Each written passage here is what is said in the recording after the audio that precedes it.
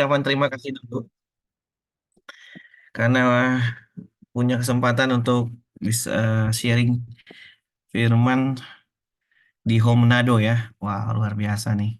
Thank you ya kesempatannya. Sela yang hubungin saya. Yang mana ya Sela ya?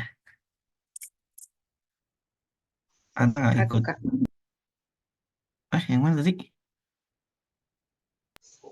aku Kak yang salah. Oh, yang tadi itu. Yang tadi WL. Oh, bukan ya? Yang WL Windy ya tadi ya. Oke, thank you ya. Sorry ya Sela ya kalau balasnya agak lama.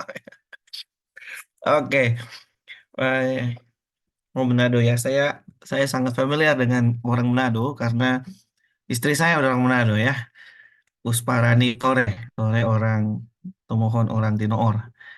Lalu oma saya juga orang Tomohon. Ya, saya besar dengan keluarga Manado. Oma saya di Tomohon di Kuranga. Ya, jadi kalau dengan apa Manado ya boleh gitu ya boleh. Maksudnya dari kecil sudah tahu makeng pangi begitu. Sudah tahu makeng rica. Ya, Jadi bisa jadi bahasa Manado. boleh kalau mau balogatli boleh. Di Oke. sini ada dua bahasa yang kita gunakan. Sampai di rumah juga masih ya besar sama keluarga Manado jadi ya boleh. Boleh no mau mari jangan suruh kita bahasa Tompaso daun bulu dan tahu ya. Cuma tahu reki aku TGP di pintu. Cuma itu yo. Aduh, ya memang ya. Kada paling dari sini kayak muka-muka pangi memang ini. Ya. Oh, oke. Ini kita temanya experience with God ya, mengalami Tuhan. Teman-teman, ada satu hal yang perlu kita renungkan bersama mengenai kekristenan yang kita hidupi, yaitu bahwa kekristenan kita itu bukan sekedar agama seperti kepercayaan-kepercayaan pada umumnya atau agama pada umumnya, karena di dalam kekristenan itu bicara tentang relasi, ini bicara soal hubungan. Dia bukan sekedar agama, tetapi di dalam kekristenan kita mengenal yang namanya relasi.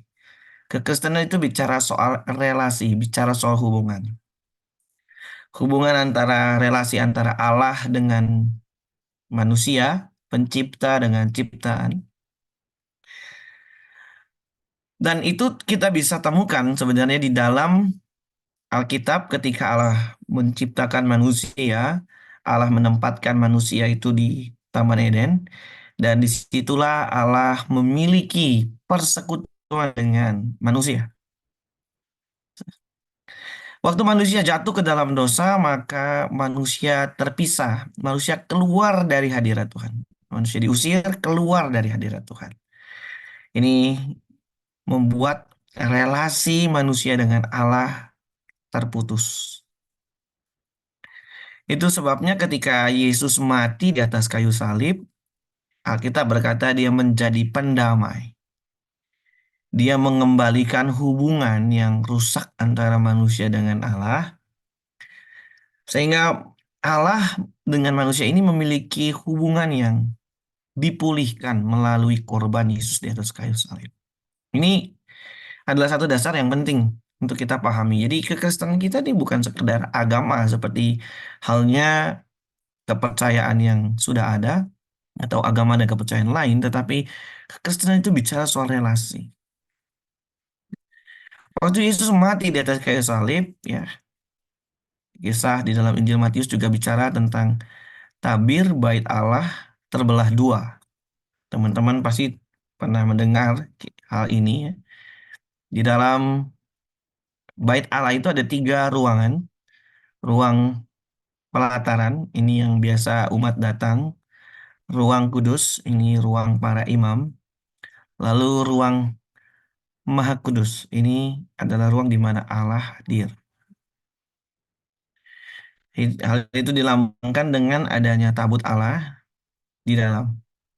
Dan tidak ada orang yang bisa masuk ke ruang itu kecuali imam besar, itu pun imam besar yang sudah tahir. Jadi tidak bisa masuk sembarangan, akibatnya mati.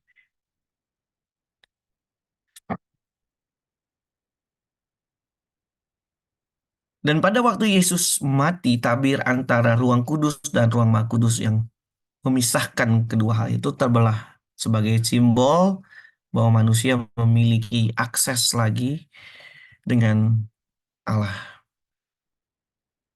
Nah, ketika kita bicara soal relasi, maka hubungan itu tidak hanya sebatas pengetahuan saja, bukan hanya sebatas pemahaman saja, tetapi relasi itu bicara soal pengenalan. Pengenalan itu bicara soal pengalaman, ya. Bagaimana kita bisa mengetahui sesuatu dengan baik, karena memang kita bukan hanya tahu hal itu, tapi kita punya pengalaman dengan hal itu. Kita akan bisa lebih menjelaskan sesuatu dengan baik kalau kita mengalami. Kita nggak bisa bilang, oh makanan di tempat itu enak, tanpa kita sendiri pernah makan dan mencobai di sana. Maka pengalaman itu menjadi sesuatu yang baik. Dia adalah hal yang memperlengkapi pengetahuan kita secara teoritis. Masalahnya, banyak orang Kristen ada dalam fase, kalau boleh saya bagi ya, ada tiga fase. Fase di mana orang Kristen itu hanya mengetahui. Ya. Kalau ditanya tentang kekristenan, dia banyak tahu sih. Tahu siapa Yesus, tahu Allah, tahu tentang kekristenan. Apalagi kalau dia belajar teologi, wah, tahu teori-teori teologi, tahu.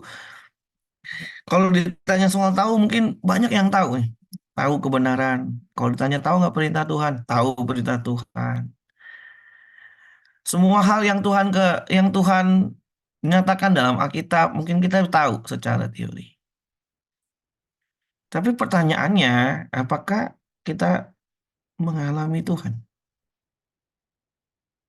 Pengalaman dengan Allah ini adalah sesuatu yang melengkapi pengetahuan kita. Sehingga kita tidak hanya jadi orang Kristen yang katanya, bagaimana Allah itu katanya seperti ini, katanya seperti itu. Tapi bagaimana Allah dengan kita sebenarnya? Membangun relasi dengan kita. Sesuatu yang kita alami secara pribadi. Mengalami Tuhan. Pengalaman dengan Allah itu bukan hanya juga bicara soal hal-hal yang bersifat supranatural. Ya, itu mengalami Tuhan. Tetapi pengalaman-pengalaman yang utama adalah dari perjumpaan dengan Allah itu adalah bukan pada saat kita mengalaminya, tetapi apakah pengalaman itu mengubah kehidupan. Pengalaman itu membawa kita untuk mengalami Tuhan, dan pengalaman itu membawa kita semakin diubahkan oleh Tuhan. Ini yang menurut saya sesuatu yang penting. Bukan hanya sekedar tahu, tapi mengalami, dan bukan hanya sekedar mengalami Allah, tetapi diubahkan oleh Tuhan. Pengalaman itu menjadi sesuatu yang penting ya, teman-teman. Saya ingin mengajak kita untuk melihat satu kebenaran Alkitab di dalam Mazmur pasal yang ke-27, ayat yang pertama sampai ayat yang ketiga. Mazmur pasal yang ke-27 ayat yang pertama sampai ayat yang ketiga.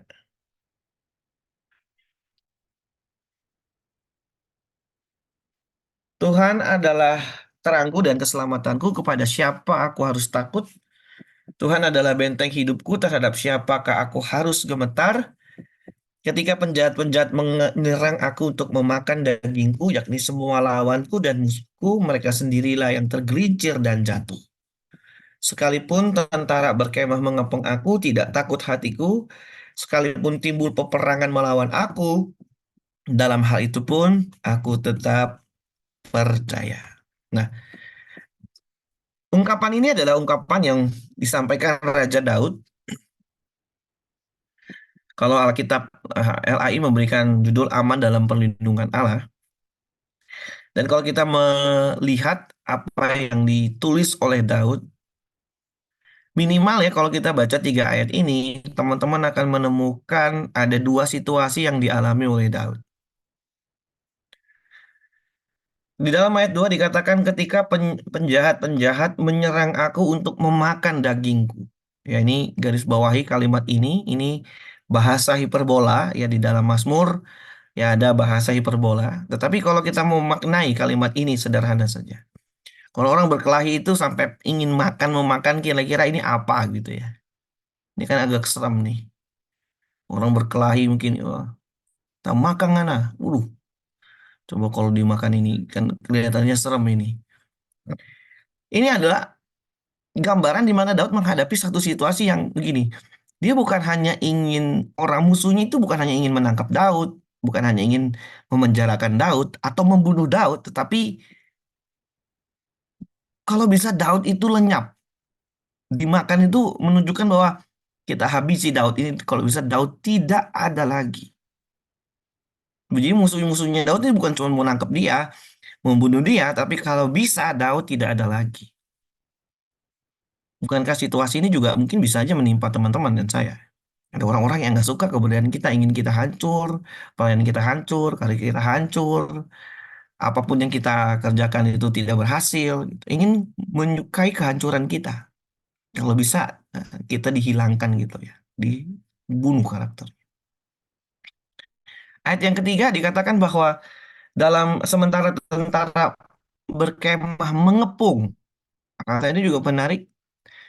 Orang yang sudah terkepung itu gambaran dari keadaan yang seakan-akan tidak ada jalan keluar di dalam. Ada keadaan-keadaan di mana Tuhan izinkan kita, membawa kita untuk ada di dalam situasi seperti itu. Situasi di mana seakan-akan kok nggak ada jalan keluar ya. Kita udah berjuang, kita udah berdoa bahkan, tapi kan sekarang nggak ada. Tetapi kalau kita baca dalam tulisan ini, menarik sekali ya. Situasi yang dihadapi Daud menurut saya bukan situasi yang biasa ya. Situasi yang cukup luar biasa. Dia nggak melihat jalan luar, lalu dia berhadapan dengan orang-orang yang ingin menangkap, membunuh dia dan menghancurkan dia. Tetapi kalimat-kalimat Daud menarik. Dia berkata, Tuhan itu terang keselamatanku, aku harus takut sama siapa? Tuhan itu benteng hidupku, kepada siapa aku harus gemetar? Ketika ini, ketika itu, dia bilang, ayat yang ketiga bagian terakhir, dalam hal itu pun, dalam keadaan seperti itu, aku tetap percaya. Nah, izinkan saya menjelaskan ya, apa sih percaya yang dimaksud oleh Daud di sini? Dalam perjanjian lama ada dua istilah percaya ya.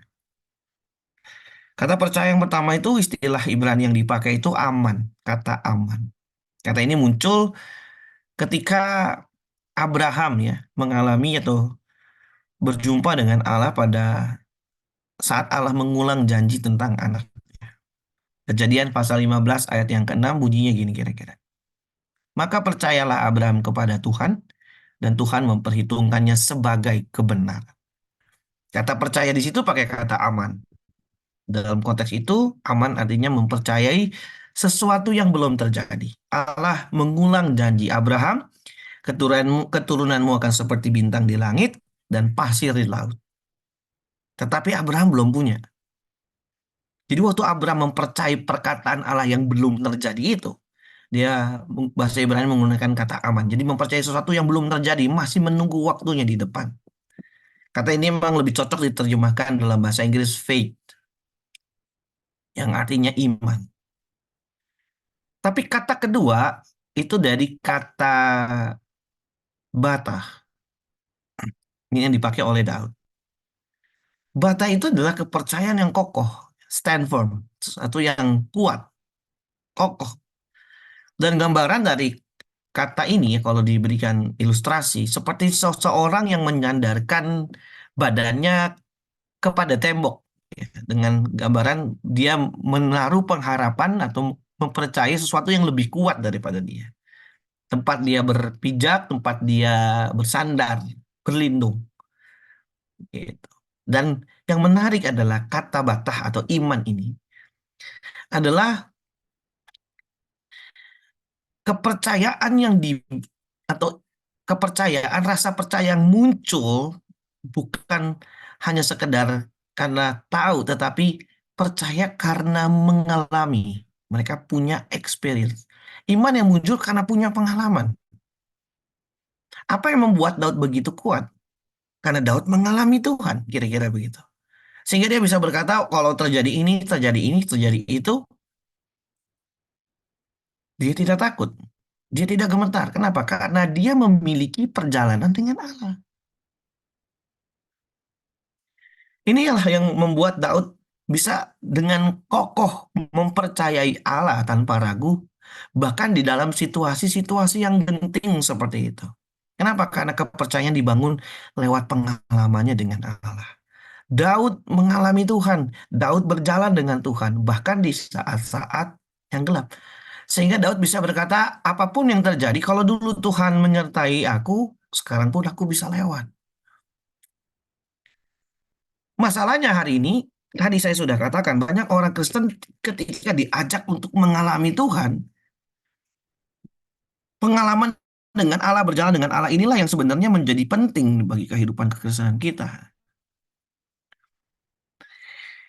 Dengan begini, teman-teman, kita bisa melihat bahwa semua peristiwa hidup yang Tuhan izinkan terjadi dalam hidup kita memaknainya menjadi sarana Tuhan untuk membawa kita mengalami Dia. Lewat semua itu kita belajar atau mengalami Allah yang luar biasa itu. Semua tantangan-tantangan pergumulan membawa kita kepada pengalaman-pengalaman yang lebih kuat lagi dengan Allah. Ini yang membuat akhirnya iman seseorang itu bertumbuh jadi dewasa. Kita tidak hanya mengenal Allah secara teori, tetapi kita mengenal Allah karena kita memang mengalami Dia secara konkret dalam kehidupan kita. Pengalaman-pengalaman yang kita alami itu menjadi satu pengalaman yang membuat iman kita semakin kuat dan bertumbuh di dalam Tuhan. Sehingga tadi saya bilang iman kita itu bukan iman katanya, tapi memang kita benar mengalami Tuhan. Kalau kita berkata Tuhan itu baik, iya, pengalaman kebaikan Tuhan yang juga kita alami. Dia Maha Penyembuh, Dia luar biasa. Karena kita memang mengalami dan merasakan Allah dalam hidup kita. Dan seringkali Tuhan memakai situasi-situasi yang tidak menyenangkan diizinkan terjadi sebagai sarana untuk teman-teman dan saya mengalami Dia, mengalami Tuhan. Seringkali keadaan-keadaan seperti itulah yang dipakai oleh Tuhan untuk membuat kita benar-benar bisa mengalami Dia, sungguh-sungguh mengalami Dia. Sehingga sekali lagi, apapun yang kita alami hari-hari ini harusnya membawa kita atau kita melihat dan memaknainya sebagai sarana Allah untuk kita mengalami Tuhan. Jadi kalau kita mengalami pergumulan apapun bentuknya, teman-teman, kita bisa melihatnya demikian dalam peristiwa apa yang aku pelajari. Kalau Tuhan izinkan sesuatu terjadi, saya belajar apa nih harusnya dari sini? Apa yang harusnya saya pelajari? Apakah peristiwa itu membawa saya untuk mungkin peristiwa itu Tuhan izinkan terjadi supaya saya jadi lebih teliti dalam hidup? Apakah peristiwa itu Tuhan izinkan terjadi supaya saya lebih benar-benar menghargai kehidupan, kesehatan? Peristiwa itu membawa saya untuk jadi lebih sabar menghadapi orang lain, mengubah hidup saya jadi lebih baik. Apa yang saya bisa pelajari atau membuat iman saya makin kuat?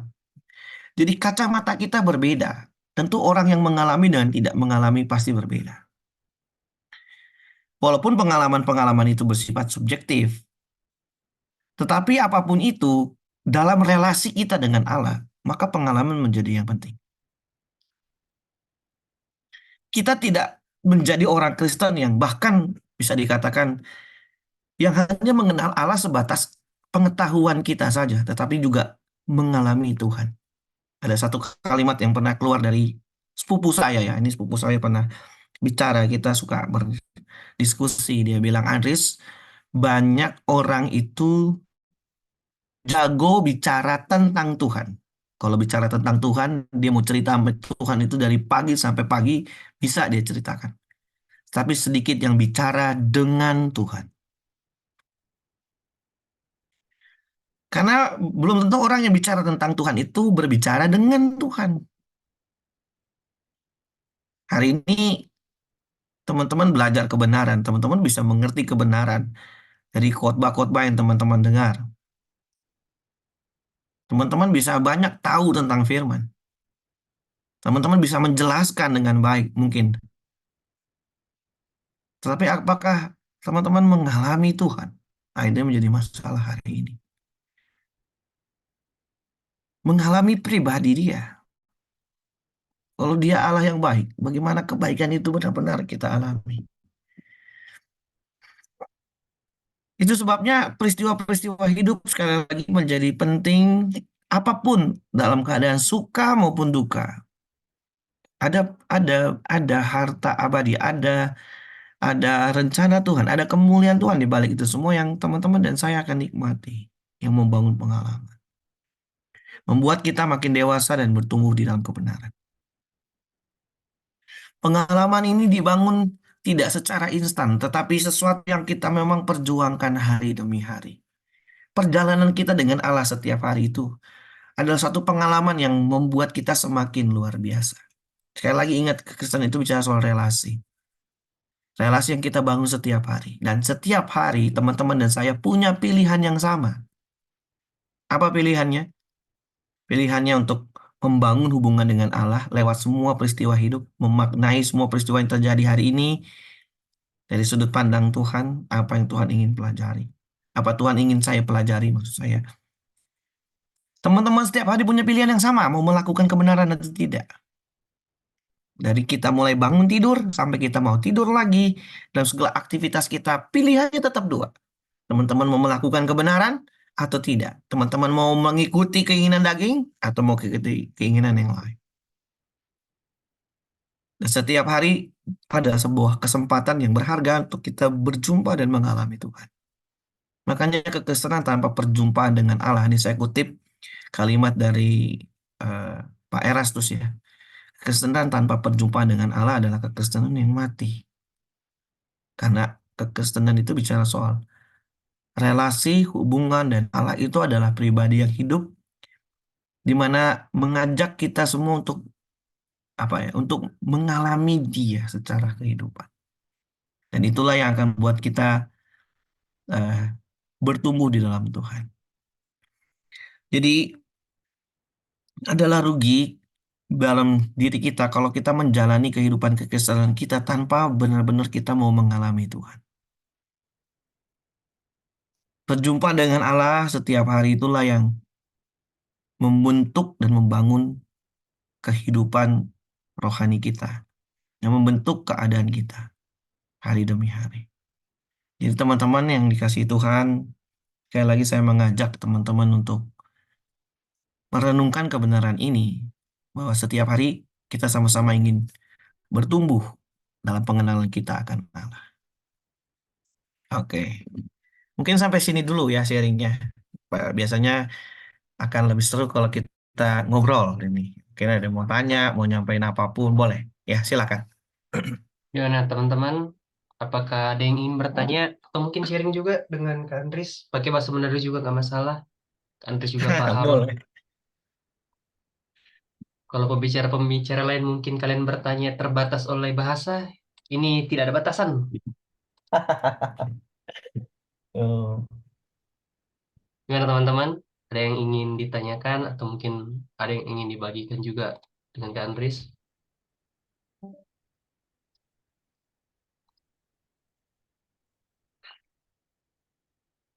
Ini cuma ada dua pengertian dari diam. Satu, diam itu mereka paham. Yang kedua, ini tadi tadi Kandes ngomong apa sih sebenarnya gitu. Yang kalian yang mana nih? Pertama apa yang kedua? Aduh, aduh. Kalau yang pertama kayaknya bersyukur aja ya kayak. Yang bahaya yang kedua kali ya. Iya. Yang kedua ini bahaya. Ayo, gimana teman-teman? Mungkin ada yang mau punya cerita mengalami Tuhan ya, seperti apa? Biar kita bisa saling menguatkan kan.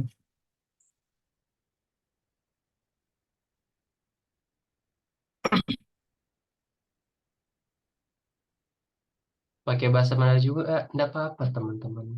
Enggak Iya, masalah. yo.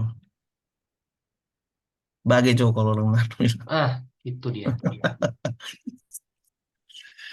Hmm. Kalau di Home ini rata-rata apa pelajar atau juga sudah kerja? Ada yang udah kerja juga, Kak. Ada yang paling muda Ampun. sih, udah kelas 3 SMA yang paling muda. Ya Oh. sekitar umur 17 tahunan lah. Hmm. Oh, Manado. Ini Manado home di Manado ada berapa ini ya? Ada berapa home? Satu dua. Cuma satu doang, Kak. Oh, satu doang. Dibandingkan bilang home Manado lebih mengarah ke home Sulut. Karena bukan Oh, cuma di home Manado Sulu. doang, Iya, ada dari daerah lain ya. ada dari daerah lain juga. Wis. Manado ini ya. Oke. Gimana Ada yang mau teman-teman? sharing? Atau masih malu-malu nih? Masih malu-malu satu orang. Iya, atau ini kan baru pertama kali ya baku dapat ya. Atau mesti balogat dulu nih biar. Oh ini kok rasa sama ini. Biar biar berasa lokal, Kak. Oh doi ada di Kebun Melati ini kata. Atau mau bercerita dulu? Ada yang mau? Ya teman-teman. Ada di kebunnya. Kalau yang dari Tomohon ada Tomohon? Aku dari Tomohon, Kak. Oh Tomohon. Iya ya. Kita orang Tomohon juga nih. Orang di gunung katanya. Tapi yang ini ya kita belum pernah pergi Manado ini. Kita dari Manado Kart ini.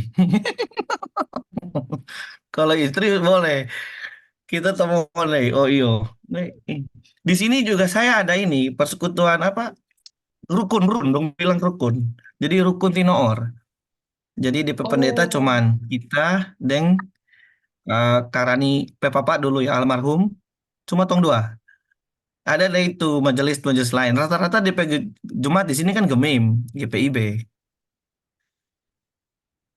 Nah rukun itu kan isi-isi Natal, isi-isi DPIB hari Minggu.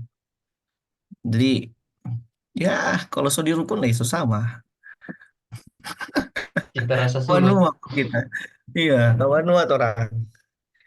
Besok lah ada kawan nuak kan hari apa? Hari Sabtu ini, kawan nuak bermasmur. Pak Eras yang khotbah. Kawan. Yo, Valentino. Kak, tiba-tiba aku kepikiran. Yo. Hmm. Tadi kan Kak Andri sempat bilang, semua tantangan yang kita lewati itu pasti akan membawa kita untuk memiliki pengalaman dengan Allah. Hmm. Tapi kan ada kayak fase di mana kayak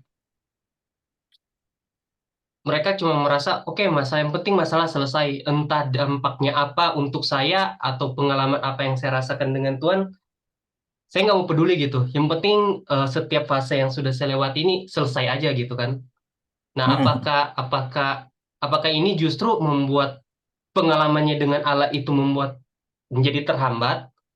Lalu apakah pertumbuhan imannya ini justru akan membuat dia semakin merosot, Kak? Mungkin itu sih. Cuma yang jadi Oh ya, kepikiran aja tiba-tiba. iya ya, thank you. Ya, itu yang tadi saya juga sempat singgung ya. Memang menjadi rugi ketika kita melihat segala sesuatu itu hanya biar tidak ada nilai rohaninya.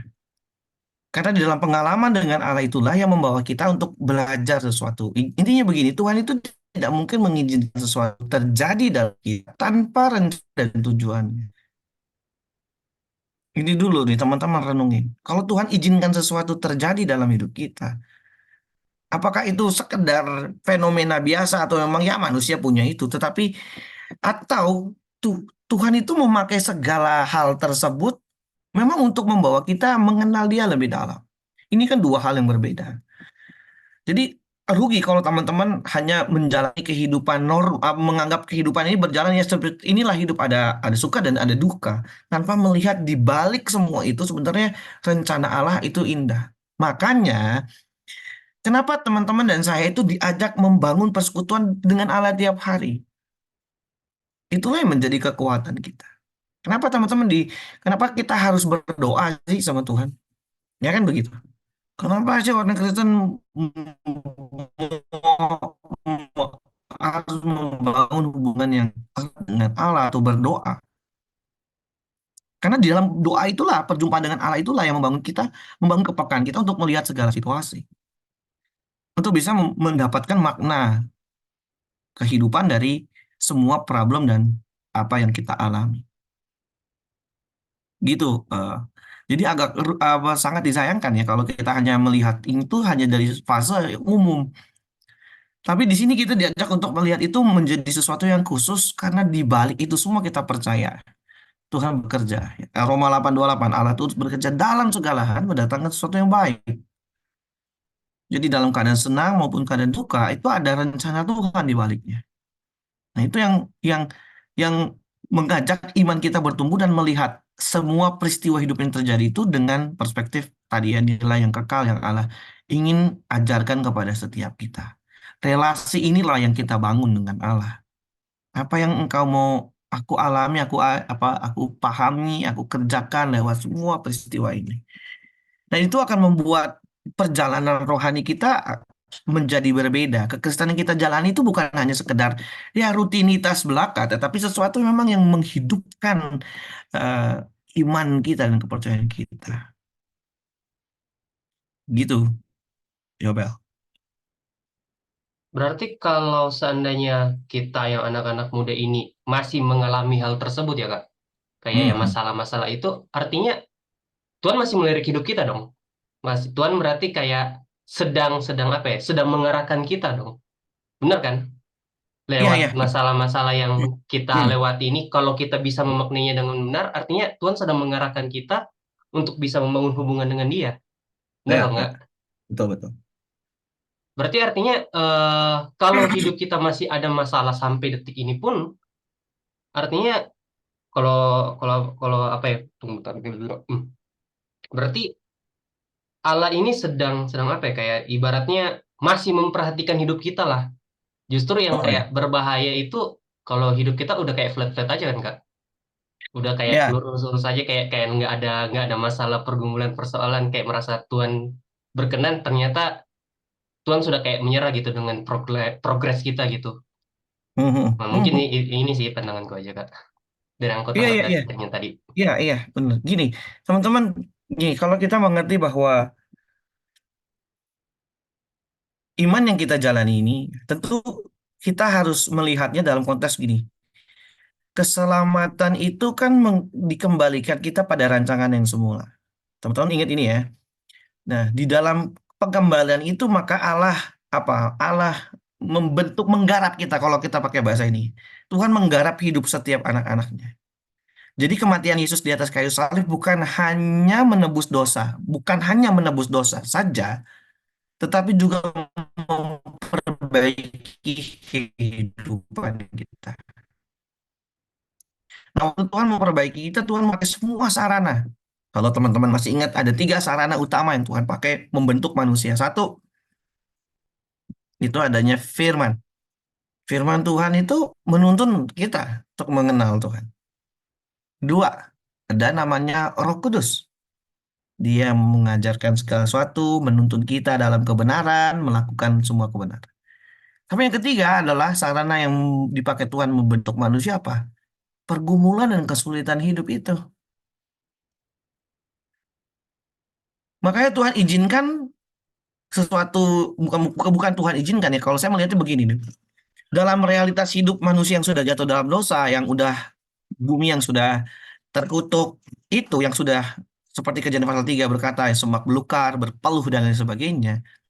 Yang dalam konsep dunia ini tidak ada obatnya, artinya ya inilah kehidupan memang tragis.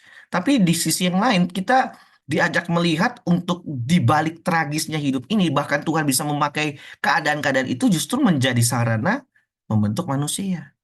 Itu yang membedakan loh.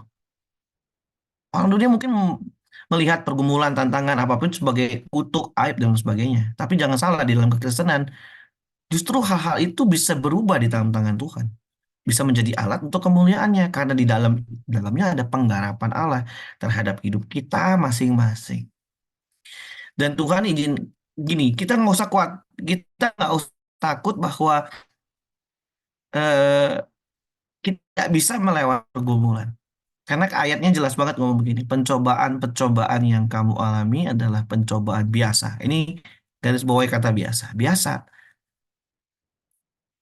tidak melampaui kekuatanmu. Berarti kita bisa lewatin. Kalau Tuhan memberikan kita pencobaan, Dia kasih kita jalan keluar. Itu kalimat yang membuat kita memahami bahwa pencobaan-pencobaan itu bukan untuk menjatuhkan kita, tetapi untuk menjadikan kita jadi lebih baik. Nah, ini membedakan antara iblis dengan Allah. Kalau iblis juga mencobai manusia, tapi tujuan iblis mencobai manusia atau menguji manusia itu adalah supaya kita jauh dan jatuh dan Tuhan.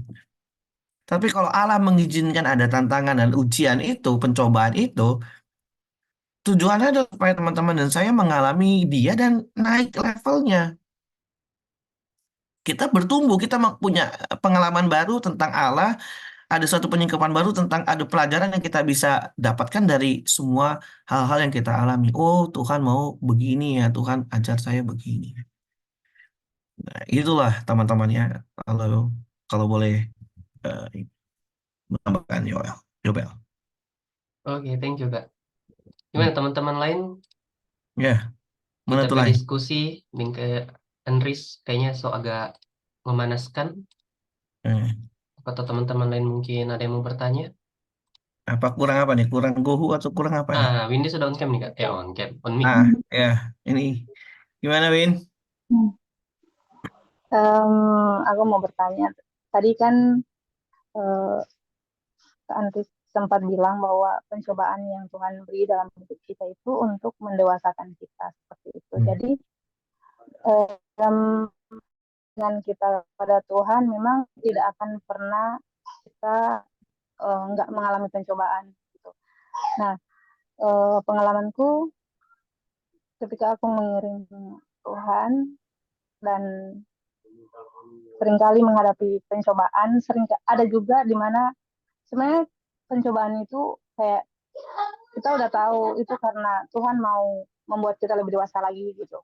Tapi aja kita sadar itu adalah proses gitu Tuhan mengubah kita. Nanti udah maksudnya misalkan contoh aku tuh orangnya misalkan temperamental. Terus aku dicobai dengan aku harus bertemu dengan orang-orang yang sering membuat aku marah gitu. Padahal aku udah tahu ini tuh Tuhan mau mengubah aku menjadi orang yang lebih lembut lagi gitu.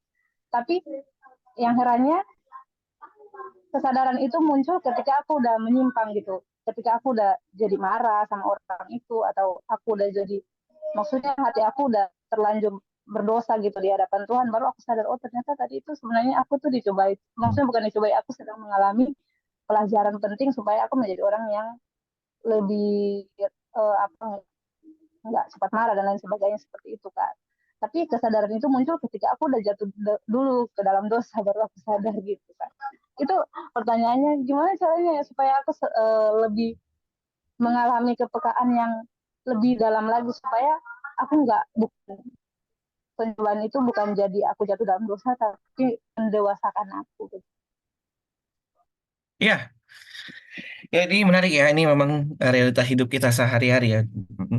Saya mau bilang gini ya, Windy, bukan cuma kamu, tapi saya juga. Ya, masalahnya ini masih daging ini bukan plastik ini. Jadi ini kadang-kadang ya, kan Rasul Paulus bilang ya, Rasul Paulus itu bilang bahwa di dalam diri kita itu ada dua hal yang menolak ya, keinginan daging dan keinginan roh. Kalau keinginan daging, so tahu ya, DP ujung bakal ada yang wah semua itu. Tapi kalau keinginan roh, hasilnya buah roh. Nah, tadi itu bagus banget waktu Windy bilang, kita so tahu ini ini boleh, maksudnya yang boleh marah lagi, usul yang marah nih. Tapi ah jatuh lagi, jatuh lagi kan, mau marah lagi. Nah, kita, nah inilah maksud saya begini, di sinilah letak perjuangan kita sebenarnya, Windy ya. Yang pertama, apapun itu, kalau kita ingin memang benar-benar itu mengubahkan, Tuhan itu akan memberikan kepada kita pasti apa namanya kesempatan. Saya menggunakan istilah gini. Seringkali kita berkata gini, oh ya proses, benar ya. Tapi proses sebenarnya harus juga punya progres. Jadi jangan bersembunyi di kata proses. Aduh masih proses kok ini. Iyo, Markoloso 5 tahun ada di proses, so bukan proses lagi ini. Gitu.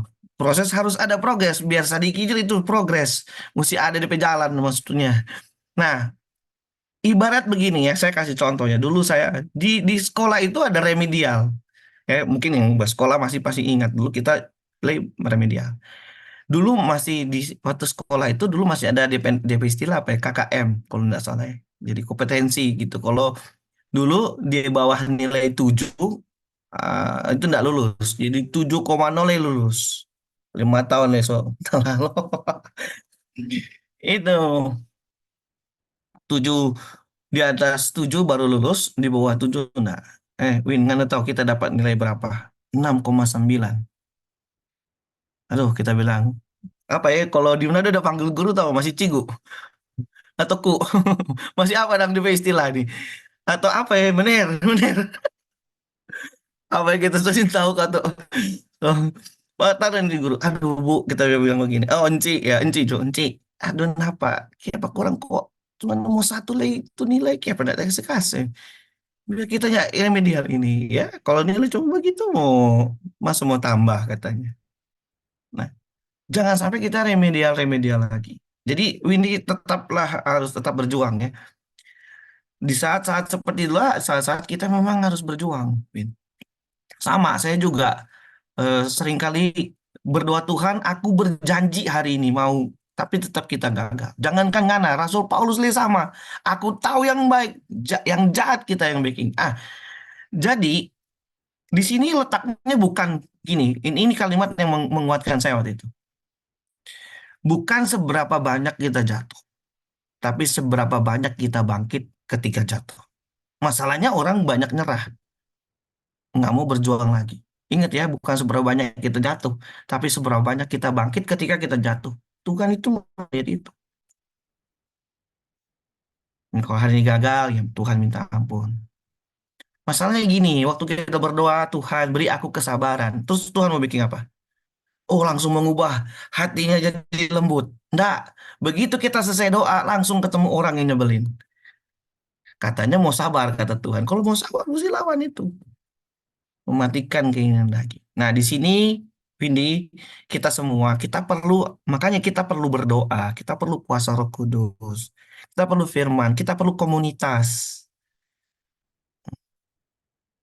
Beli puasa begini, aduh,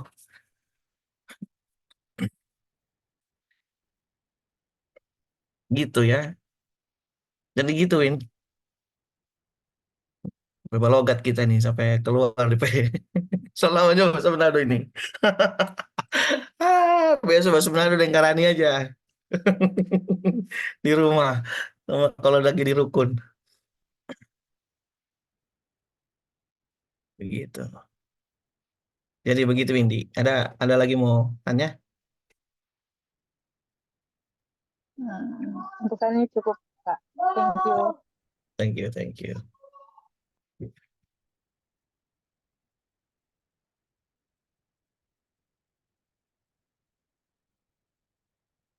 Oke.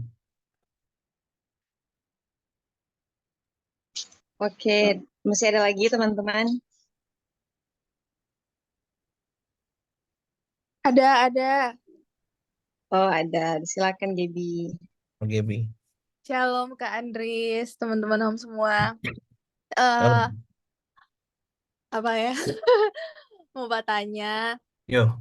bagaimana orang mau kasih kembali menyalakan orang iman kepada Tuhan di saat orang sangat-sangat lemah dan lowbat sekali. Kalaupun kayak pernah merasa di titik, bukan pernah merasa sih sekarang gitu, yang Aduh, dimana kalaupun kayak paksa begitu kan Kak. Paksa tuh paksa doa pagi, paksa baca Alkitab dan lain sebagainya. Tapi itu semua hampa, hampa iskal Kak. Hampa sekali dang. Jadi merasa tawar sekali, merasa kosong. Dan itu kadang kayak bingung bagaimana caranya untuk menyalakan api kembali seperti itu. Apa mungkin ada pengalaman dari Kak Andris atau saran atau penguatan? Gitu aja sih. Thank you. Ya, ini juga sesuatu yang menarik ya. Tentu saya pun punya pengalaman itu ya. Jadi bukan berarti kalau so jadi pendeta, so mengajar, so jadi dosen, so jadi Superman, so nggak terkalahkan. Nggak, masih sama. Ini masih manusia biasa yang bisa bisa lemah, betul.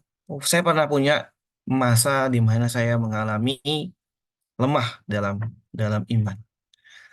Tentu kalau saya itu di dalam hal melayani pekerjaan Tuhan. Jadi ada peristiwa-peristiwa yang membuat saya jadi kecewa dengan pelayanan itu dan membuat saya benar-benar down. Bahkan ya bisa dikatakan saya ada di titik yang rendah. Benar-benar saya benar-benar rendah. Saya sempat berkata, sudah Joe, jadi biasa-biasa Joe kalau begini. Kayaknya merasa ada kena mengalami apa ya pengkhianatan gitu ya teman-teman pelayanan yang saya tuh merasa dikhianati, lalu diperlakukan tidak adil, disalah mengertikan gitu. Dan yang lebih bikin kita nggak kuat itu adalah apa? Kita nggak punya kesempatan untuk nggak punya apa ya nggak punya peluang untuk apa ya, mengklarifikasi. Jadi sudah ya dibegitukan lah. Wah itu nggak enak, itu siksa sekali itu merasa begitu. Tapi ya dalam keadaan-keadaan seperti itulah justru saat mana kita harus tetap, nah ini kalimat yang menarik. Saya kalau misalkan secara komunitas ya, ya tadi saya sudah singgung ya, dalam keadaan-keadaan seperti itu kita sebenarnya tidak boleh menjauh. Jadi kalau toh kita mau menjauh atau kita mau berdiam diri atau sedikit mengambil waktu itu manusiawi. Tetapi ini yang membahayakan kalau kita tetap berada dalam posisi itu dan kita tidak mau bangkit. Yang kedua, peran yang paling penting itu adalah komunitas, orang-orang di sekitar kita yang juga harus memberikan input yang tepat. Nah, ini rawan sekali ketika dalam keadaan hal-hal seperti itu kita tidak menemukan orang yang tepat untuk berada di samping kita. Karena pada saat seperti itu orang yang ada di samping kita itulah yang menentukan, salah satu yang punya faktor menentukan. Dan input yang masuk juga harus benar. Saat itulah saya mencari orang yang bisa memberikan saya arahan yang tepat. Karena gini ya, kita harus mengakui kita butuh orang lain. Ya, kita cari orang yang netral, orang yang bisa memberikan kita pengarahan. Dan yang kedua, kita mesti punya hati seorang murid yang mau mendengarkan masukan, mau dikoreksi. Jadi refleksi diri yang kita bangun itu pada saat seperti itu adalah saat yang tepat untuk kita melihat dulu ke dalam. Ini ke dalam. Ini peristiwa ini kalau Tuhan izinkan meremukkan saya ini ada apa? Yang ketiga kita harus punya upaya harus bangkit. Ya, jadi saya ingat banget ya, kalimat yang keluar itu adalah gini, berdoalah. Waktu yang paling tepat untuk berdoa adalah ketika kita tidak ingin berdoa. Saya itu awalnya bingung gimana orang kita lagi nggak pengen doa disuruh doa. Tapi ternyata itulah waktu yang paling tepat untuk kita berdoa. Ya, coba Gaby renungin dulu nih baik-baik. Jadi justru ketika kita tidak mau melakukannya dan kita mau melakukannya, tetap melakukannya, nanti kekuatan itu akan muncul. Yang kedua, gap tidak selamanya kita ada di bawah. Ada titik di mana Tuhan mengembalikan keadaan kita. asal kita tetap berada di dalam hadirat. Bosan, tidak apa bosan terus merasa apa ya ah, apa ini bahasanya yang agak sedikit ekstrim deh, so pasti.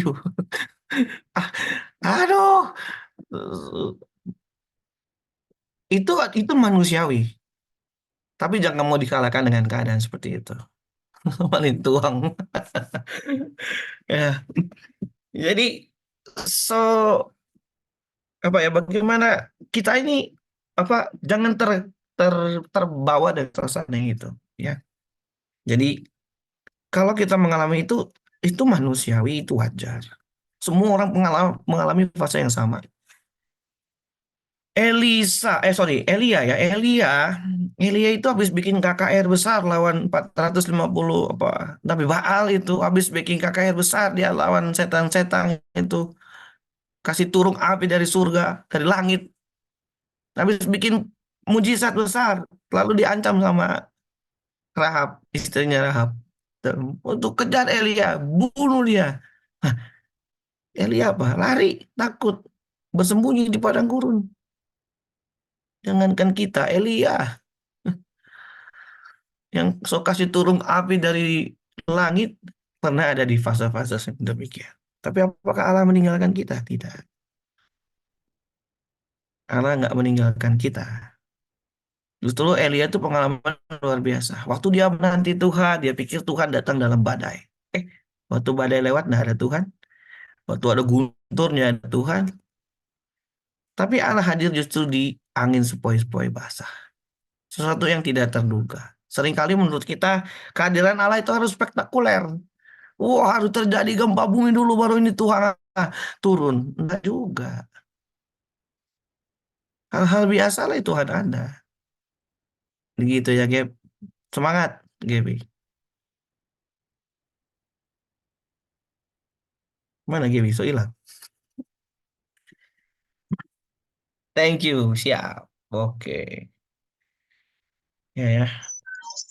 Oke, thank you Gaby untuk pertanyaannya dan semangat berjuang Gaby. We love Ya, you. semangat berjuang, Gaby.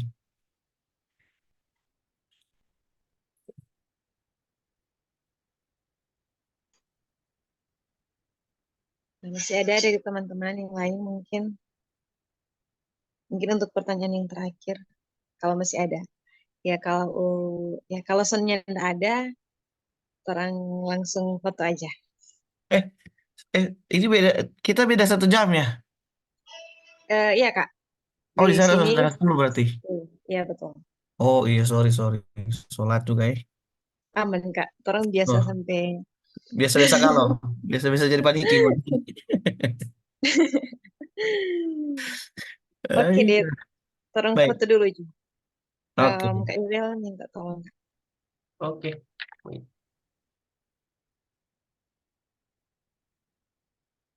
Lah, lah.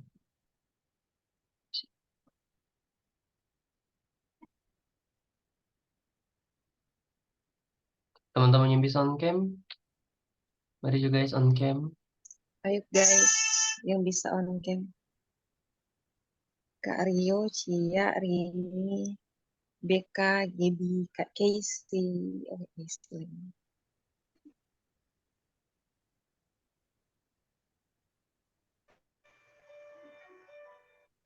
Nggak bisa juga nggak apa-apa. Oke, dalam hitungan ketiga, 3, 2, bentar, 1. Sekali lagi, 3, 2, 1. Oke deh. Oke.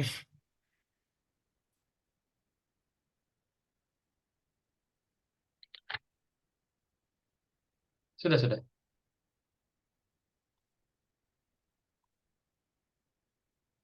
Oke. Oke, thank you Kak Yaudah. Nanti kapan-kapan kita undang Kak Andres lagi ya kalau Ya, bisa. di semester hari Kamis. Jadi saya bisa kedua kamu. Tapi kalau di semester lain Oh, nggak, Kamis masih free boleh gitu. oke siap Kak. Aman, siap, aman. Thank you ya. Saya juga bersyukur nih. Terima kasih untuk undangannya. Ini biasa di Home Nusantara berapa, Home ini gitu. Ini kali ini di Manado. Ini untuk yang Wah, pertama kalinya ya. iya iya iya benar-benar ini. Jadi thank you buat kesempatannya. Oke, thank you juga Kak buat waktunya di malam ini. Nanti kapan-kapan kita ketemu lagi. Siap. Atau mungkin kalau ada teman-teman yang mau ke Jakarta, Ya, kalau ke ketemu Kak Jakarta, Andri sama iya Kak Rani. kabari aja, ya kabari aja kita ya. Apalagi kita kawan semua ya. Jadi Mau ke sana ya untuk rukun nanti, Kak. Asik. boleh boleh. Tenang. Kalau di sini, waduh, di sini lagi masih ada tuh apa? Cuma beda rasanya. Kalau biasa kalau dari Manado itu yang kita apa? Nggak tahu ya mungkin rasa kali beda ya. Bumbu-bumbu segala macam. Jadi ya begitulah. Jadi kalau mau pas siar sini jangan lupa saya kabar. Tenang, Oke, siap. mantap. Oke, Boleh baron kelapa mungkin gading lagi, ayo. Apa nih? Bawa kontar, baron asal kaki kuat. nanti kita Sudah, kabari. Siapa tahu secepatnya. siap. Oke, mungkin bisa langsung tutup dalam doa Kak. Oh ya, kita berdoa. Sama-sama mari kita tutup dalam doa. Bapa di surga, kami mengucap syukur untuk Om malam hari ini, untuk sharing malam hari ini. Biarlah Tuhan dalam setiap apa yang kami alami dari hari ke hari, kami boleh menemukan Tuhan dan belajar, serta kami punya pengalaman bersama dengan Tuhan. Kami percaya apa yang Tuhan izinkan terjadi tidak akan pernah melebihi kekuatan kami, Tuhan. Dan Tuhan pasti memampukan kami untuk bisa melewati hari-hari itu, masa-masa itu bersama dengan Tuhan. Tuhan juga pasti memiliki rencana yang indah untuk terus menggarap dan membentuk setiap kami. Untuk itu Tuhan, kami berdoa buat seluruh anak-anak-Mu dalam pertemuan ini Tuhan. Engkau yang jauh lebih mengerti keadaan mereka. Engkau yang tahu hidup mereka. Apapun yang sedang mereka alami dalam pergumulan, mungkin dalam pekerjaan, dalam studi, bahkan kehidupan secara pribadi, mereka punya pergumulan-pergumulan yang Tuhan izinkan terjadi dalam kehidupan mereka. Tuhan, hamba berdoa berikan mereka kekuatan iman. Roh Kudus tetap menuntun mereka, sehingga dalam keadaan-keadaan tersebut mereka tetap kuat di dalam Tuhan, tetap memandang hanya kepada Tuhan. Mereka boleh bangkit kembali dan boleh mengalami sukacita daripada Tuhan. Lewat semua peristiwa-peristiwa yang Tuhan izinkan terjadi, mereka semakin didewasakan, semakin dibentuk, digarap Tuhan, menjadi pribadi-pribadi yang semakin baik dan indah dalam pemandangan Tuhan. Kami menyadari keterbatasan kami sebagai manusia, Tuhan. Kami membutuhkan Engkau. Kami membutuhkan kehadiran-Mu dalam hidup kami. Roh-Mu yang kudus menyertai kami. Firman-Mu hadir, Tuhan, untuk menuntun langkah kami. Sebabnya Tuhan, kami menyerahkan kehidupan kami hanya ke dalam tangan-Mu, Tuhan Yesus. Biarlah Tuhan, Engkau senantiasa menyertai langkah-langkah kami, aktivitas kami, dan kehidupan kami. Sebentar kami akan mengakhiri dan kami akan kembali dalam aktivitas kami, baik kami akan ada aktivitas selanjutnya maupun kami yang mau beristirahat. Kami percaya Tuhan menyertai setiap kami. Kuasa-Mu menaungi setiap kami dan memberkati setiap kami. Biarlah Tuhan, berkat Tuhan menyertai kehidupan kami, berkat yang datangnya dari Allah Bapa, cinta kasih dari Tuhan Yesus Kristus dan persekutuan dengan kuat kuasa Roh Kudus memberkati kita hari ini sampai selama-lamanya. Amin. Amin. Amin. Amin. Sekali lagi terima kasih Kak Terima Andris. kasih. Thank you, Kak. Sampai Sampai beberapa ulang. bangku Terima dapat ulang. kasih. Oke, izin pamit ya. Kita. Siap Kak. Oke, Kak. Yuk. Tuhan berkati semua. Thank you, Kak. Thank you. Thank you.